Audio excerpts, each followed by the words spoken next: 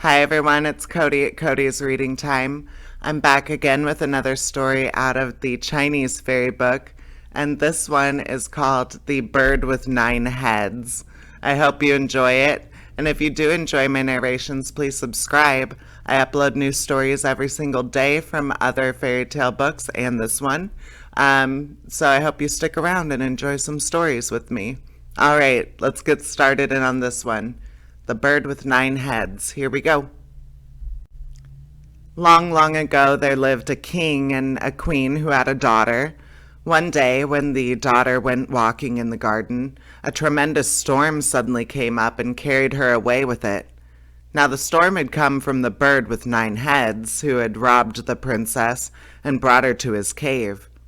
The king did not know whither his daughter had disappeared, so he had proclaimed throughout the land, "Whoever brings back the princess may have her for his bride."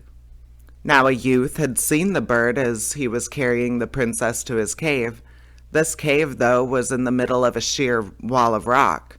One could not climb up to it from below, nor could one climb down from it from above. And as the youth was walking around the rock, another youth came along and asked him what he was doing there. So the first youth told him that the bird with nine heads had carried off the king's daughter and had brought her up to this cave. The other chap knew that he had to what he had to do. He called together his friends, and they lowered the youth to the cave in a basket. And when he went into the cave, he saw the king's daughter sitting there and washing the wound of the bird with nine heads, for the hound of heaven had bitten off his 10th head, and his wound was still bleeding. The princess, however, motioned to the youth to hide, and he did so. When the king's daughter had washed his wound and bandaged it, the bird with nine heads felt so comfortable that one after another all his nine heads fell asleep. The youth stepped forth from his hiding place and cut off his nine heads with a sword.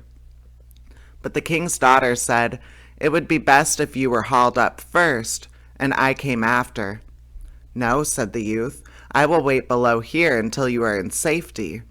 At first, the king's daughter was not willing, yet at last she allowed herself to be persuaded and climbed into the basket. But before she did so, she took a long pin from her hair, broke it into two halves, and gave him one and kept the other. She also divided her silken handkerchief with him and told him to take good care of both her gifts. But when the other man had drawn up the king's daughter, he took her along with him and left the youth in the cave, in spite of all his calling and pleading. The youth now took a walk about the cave. There he saw a number of maidens, all of whom had been carried off by the bird with nine heads, and who had perished there of hunger. And on the wall hung a fish, nailed against it with 4 nails. When he touched the fish, the latter turned into a handsome youth, who thanked him for delivering him, and they agreed to regard each other as brothers. Soon the first youth grew very hungry. He stepped out in front of the cave to search for food, but only stones were lying there. Then suddenly he saw a great dragon who was licking a stone. The youth imitated him, and before long his hunger had disappeared. He next asked the dragon how he could get away from the cave, and the dragon nodded his head in the direction of his tail, as much to say he should seat himself upon it. So he climbed up, and in the twinkling of an eye he was down on the ground, and the dragon had disappeared. He then went on until he found a tortoise shell full of beautiful pearls. But they were magic pearls, for if you flung them into the fire ceased to burn, and if you flung them into the water divided, and you could walk through the midst of it. The youth took the pearls out of the tortoise shell and put them in his pocket. Not long after, he reached the seashore. Here he flung a pearl into the sea, and at once the water divided, and he could see the sea dragon. The sea dragon cried, "Who is disturbing me here in my own kingdom?" The youth answered, "I found pearls in a tortoise shell and have flung one into the sea, and now the waters have divided for me." "If that is the case," said the dragon, "then come into the sea with me, and we will live there together." Then the youth recognized him for the same dragon whom he had seen in the cave, and with him was the youth with whom he had formed a bond of brotherhood. He was the dragon's son. "Since you have saved my son and become his brother, I am your father," said the old dragon, and he entertained him hospitably with food and wine. One day his friend said to him, "My father is sure to want to reward you, but accept no money nor ask jewels from him, but only the little gourd flask over yonder. With it you can conjure up whatever you wish."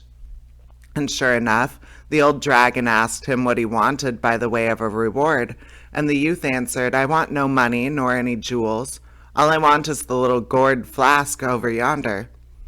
At first the dragon did not wish to give it up, but at last he let him have it after all, and then the youth left the dragon's castle.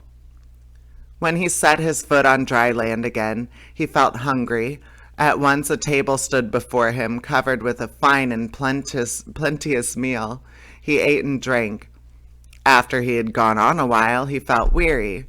There stood a donkey waiting for him, on which he mounted. After he had ridden for a while, the donkey's gait seemed too uneven, and along came a wagon, into which he climbed. But the wagon shook him up too greatly, and he thought, "If only I had a litter, that would suit me better."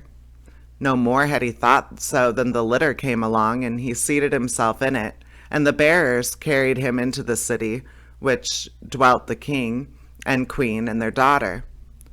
When the other youth had brought back the king's daughter, it was decided to hold the wedding, but the king's daughter was not willing and said, "He is not the right man. My deliverer will come, and he will bring with him half the long pin for my hair and half my silken handkerchief as a token." But when the youth did not appear for so long a time, and the other one pressed the king grew so impatient and said, "The wedding shall take place tomorrow." Then the king's daughter went sadly through the streets of the city and searched in hopes of finding her deliverer. And this was on the very day that the litter arrived. The king's daughter saw the half of her silken handkerchief in the youth's hand, and filled with joy, she led him to her father. There he had to show his half of the long pin, which fitted exactly the other, and then the king was convinced that he was the right, true deliverer. The false bridegroom was now punished. The wedding was celebrated, and they lived in peace and happiness till the end of their days. And the little notes down at the bottom of this story. The bird with 9 heads is a traditionally narrated fairy tale. The long hair needle is an example of the halved jewel used as a sign of recognition by lovers. The fish in the cave is the dragon's son, for like East Indian Nagarajas, the Chinese dragons are often sea gods. Gourd flasks often occur as magic talismans in Chinese fairy tales, and spirits who serve their owners are often imprisoned in them. And that is the end of the story. I hope you enjoyed it, and please subscribe. I upload new stories every single day, and there will always be new stories to listen to on my channel. All right, thank you so much. Bye-bye.